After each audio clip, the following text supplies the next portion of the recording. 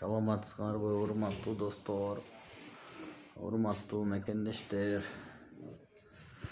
Палатада жатам.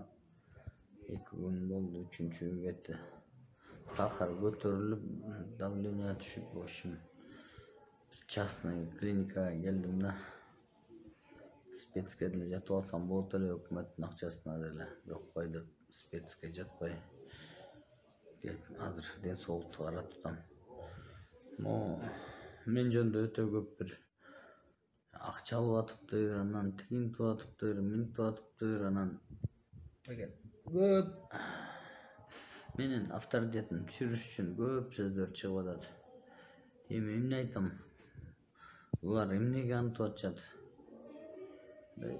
Бул саясатчылар бир ит экен да, короче, ушинтип эле эметип берет экен да.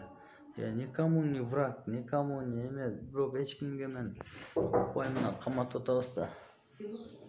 Азыр каматып атабыз да, каматып атканда мына бүгүн замминистр камалып кетти, көчө бир международный аферист камалды, ага чейин чоң-чоңдор эме камалып атат. Азыр аккумулироваться этип атат, күчтүн баары чогулткандан кийин азыр бир чоң-чоң соккуларды урабыз азыр, Кудай буйрса, коррупционерлерге.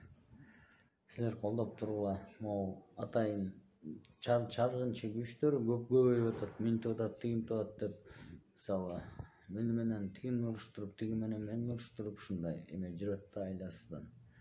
Ошону карап, эл анализ кыласыңарбы силер? Ошону анализ кылып тургула. Мен силерге кайрылып турайын, доктурдан.